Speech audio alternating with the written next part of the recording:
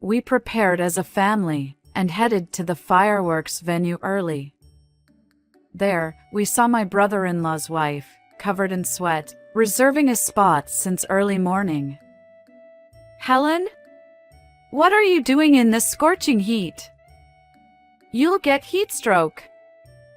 "I'm sorry. I was kicked out and left penniless." My name is Jasmine.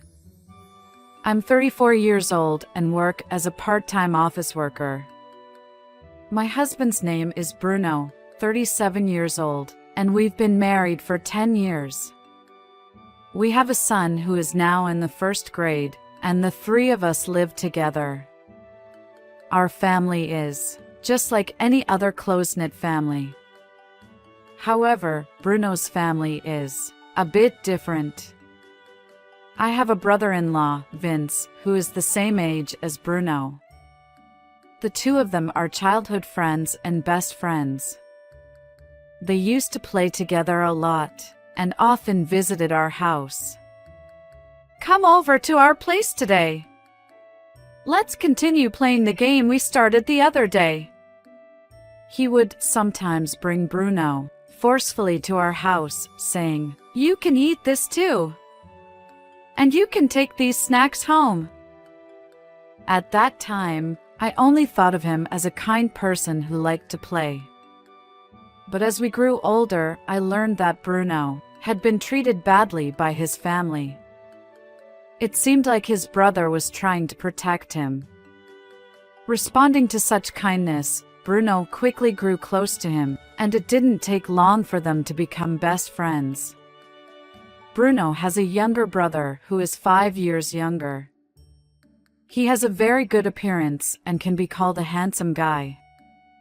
It seems like everyone around him adores him. As a result, my in-laws only praised my brother-in-law, and this made him increasingly arrogant. As they grew older, my brother-in-law gradually started looking down on Bruno. "He's your older brother, so you should be more forgiving. Are you jealous just because Harry looks good?" Even when Bruno tried discussing it with our parents, they didn't take it seriously. Bruno's refuge became his uncle's place. His uncle, Louis, was worried about him and would take him out of the house under the pretense of teaching him. I remember that my brother also admired our uncle, so they were often together. The strained relationship between Bruno and the family was never repaired, and the distance between us only grew. A few years later, when Bruno entered university and started living in the dormitory, he grew even more distant from the family. "What's wrong? Are you okay? You look pale." "I'm fine." It was when we went to visit Bruno's parents and introduced ourselves before getting married. He seemed nervous or reluctant to go, wearing a gloomy expression. I was also nervous, but when I saw Bruno's face, my nervousness turned into curiosity. Later on, I would come to understand why he made such a face. We arrived at Bruno's parents' house and made the formal introduction. It wasn't just a formality. We had to engage in small talk and conversation because we were going to become a family. Choosing someone like Bruno. "Jasmine, you don't have good judgment." "That's right.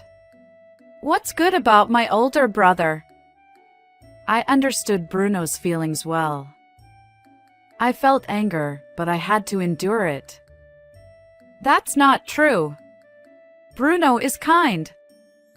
No matter how much I tried to smooth things over, no matter what I said, they always had a comeback. It seemed like Bruno could only force a smile throughout. Feeling that we couldn't let the family relationships remain strained, I convinced Bruno multiple times to go and visit his parents' house. "What? You're here again? Hurry up and leave. I'm busy." Unfortunately, it coincided with my brother-in-law's job hunting period. I understand how tough job hunting can be. There are times when things don't go well and frustration builds up due to impatience. My brother-in-law's mental state affected the atmosphere at Bruno's parents' house, which remained tense throughout. I hope Harry gets a job offer soon. When I conveyed this to my Judy, she responded, "As his sister-in-law, you should cooperate for your brother's sake. Why can't he find a company that wants to hire such an impressive son? Jasmine, don't you know any good companies through your business connections? Can you look for something?" Me? I was taken aback by the sudden request. I had only expressed my concern, but I never expected it to lead to this. "I'll look into it again," I replied vaguely, conveying my wish for them not to expect too much. From that point on, every few days, "Have you found anything? Maybe you're not searching properly?" I started receiving frequent phone calls. "We don't have that. Sorry. That's not true. I'm sure there must be something, so please look into it." I'm so fed up. Why do I have to handle my brother-in-law's job hunting? As a result, I've been making up excuses and cutting off phone calls when they ask about it. I've also stopped going to Bruno's parents' house, unless there's a special reason. I began to understand the reasons behind Bruno's distant relationship with his family. Later, I gave birth to our son. He grew up healthy and lively, becoming accustomed to being around people. Bruno took good care of him and became a wonderful father. Of course, we only visited Bruno's parents' house a few times. Taking care of a child was challenging, after all. During that time, I received a message from Vince, announcing his upcoming wedding. It seemed that he had successfully found a job at the company where his girlfriend's father worked. He was going to marry his girlfriend and have a wedding ceremony. "Should we bring Craig to Harry's wedding?" "Yeah, that sounds good. Our parents will be there, and it might be a good opportunity to show how much Craig has grown." And so, we decided to attend Vince's wedding with our son. Helen, who married Vince, is 24 years old and got married right after graduating from university. She is currently a full-time housewife. On the day of their wedding, a joyous occasion, Judy commented, "Oh my, he looks just like Harry. Such a handsome young man. He's my pride and joy, my grandson. He really does look just like him. It's great that he takes after Harry." Even though it was their own son's wedding, they were completely enamored with my son. "He's so adorable. I wish I had met him sooner. When can we see him again?" "Yes, definitely. We'll visit my parents' house together again. I want you to come anytime. Please let me see him soon." Until the end of the ceremony, my in-laws were overly affectionate with my son. "Hello, Jasmine. When will you bring Craig next?" They began calling me like this regularly. "I'm sorry, Judy. Craig hasn't been in good health."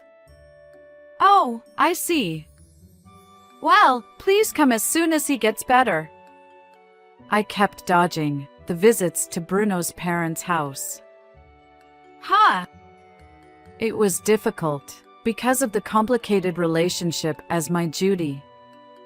However, as I continued to make excuses, the frequency of calls from my Judy gradually decreased.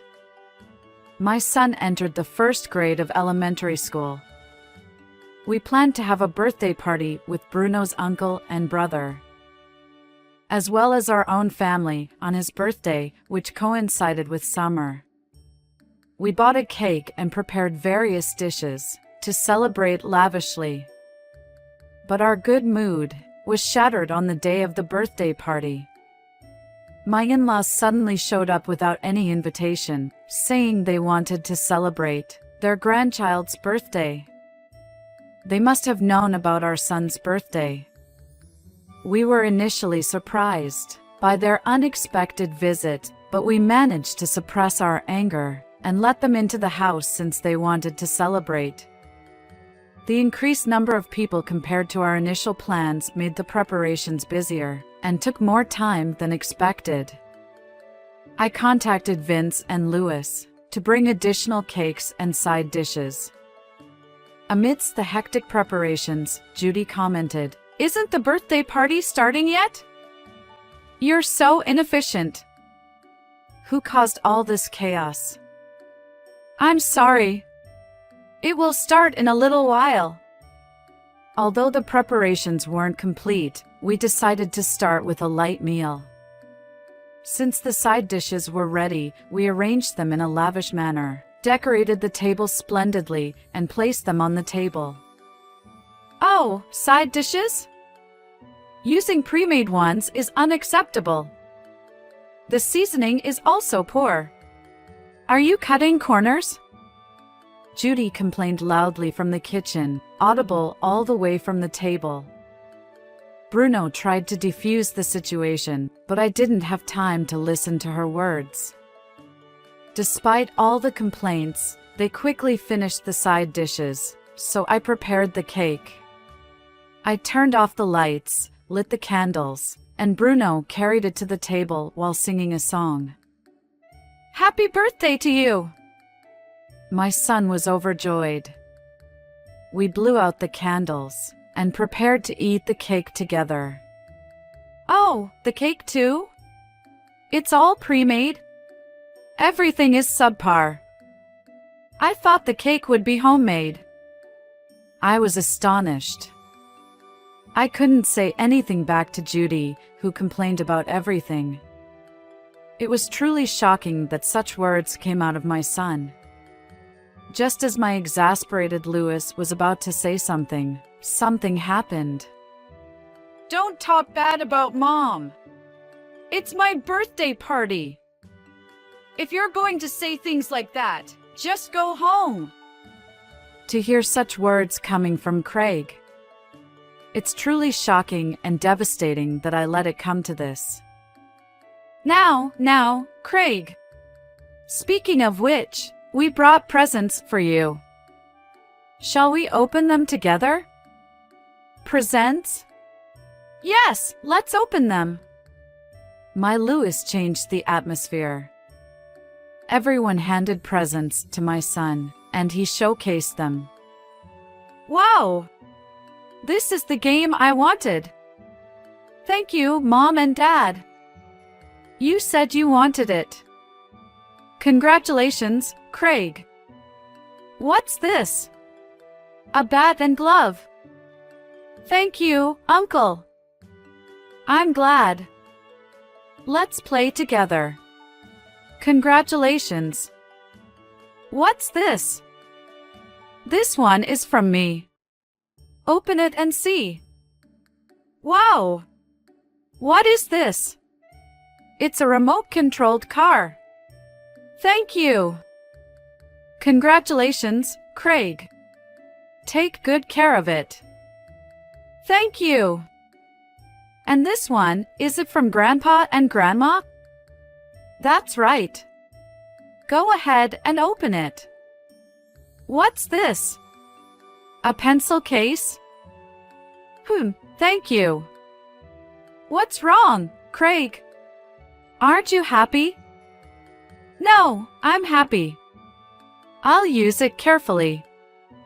Even from the side, it was clear that my son's reaction wasn't great.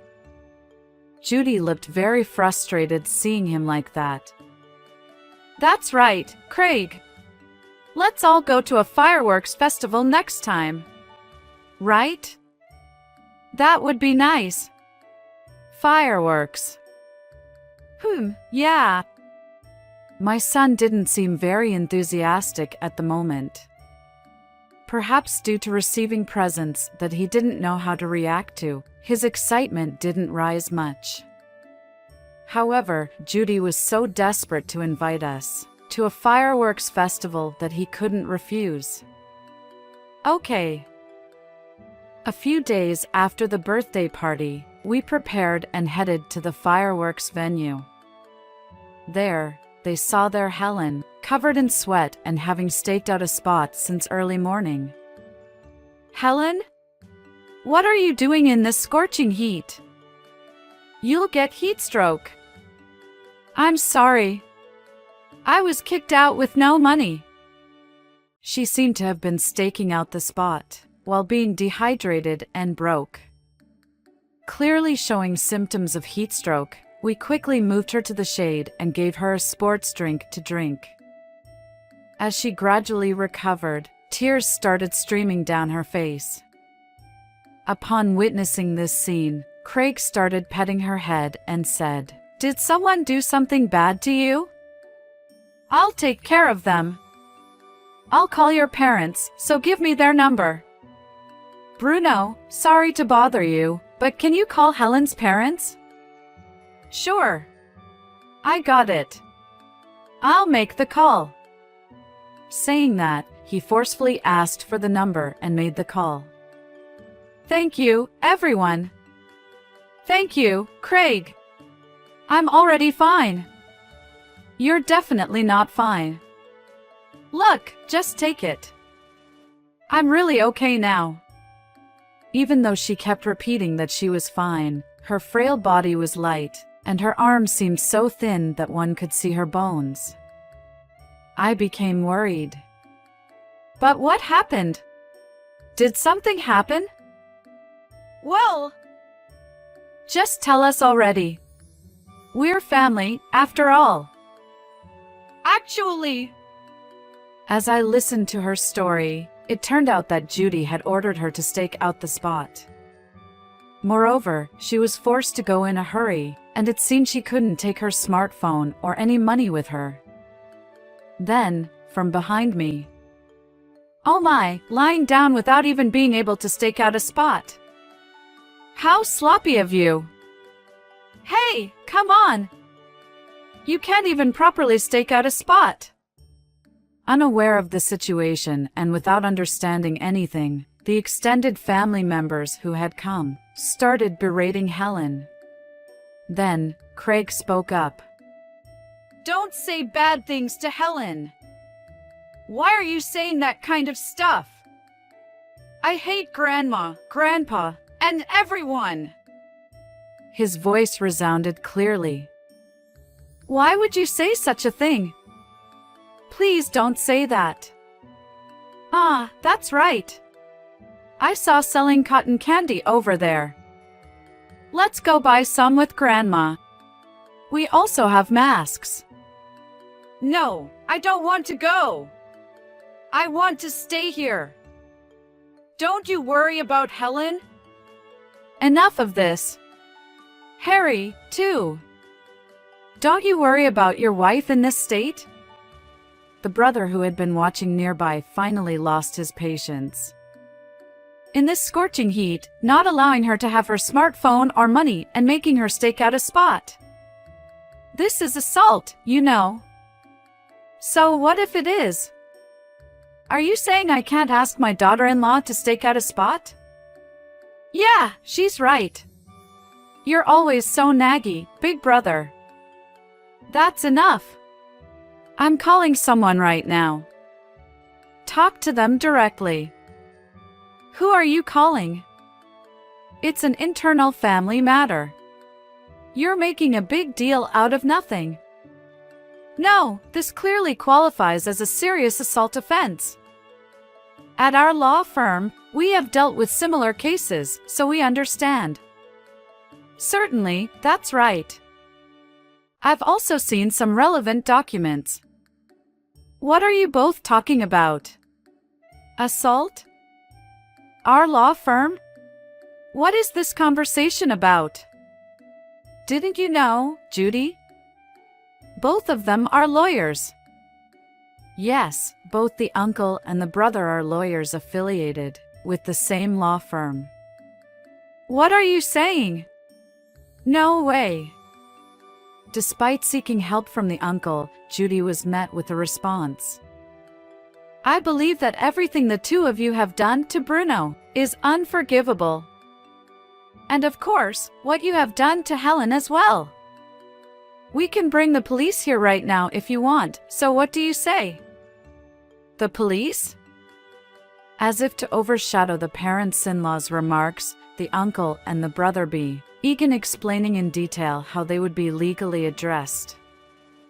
At that moment, a man burst in, shouting loudly, "Who did this to my daughter?" Suddenly, a man entered, raising his voice loudly. It was father of the sister-in-law, Walter. The person her husband had called earlier was, in fact, the Walter whom he had spoken to on the phone. She's my daughter. What have you done to her? I will never forgive you.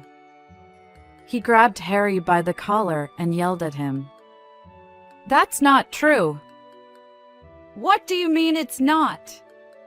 I'll report this to the police and consult a lawyer. I'll claim compensation from you, so wait quietly. No, it's not like that. Harry let out an inaudible voice, trembling and turning pale. The situation quickly escalated, and the focus shifted away from the fireworks festival. Helen, accompanied by her father, left, leaving the entire extended family in a state of shock.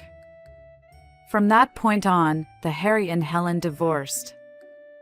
I heard later that after getting married, Helen had been living with her in-laws and had been treated like a slave every day.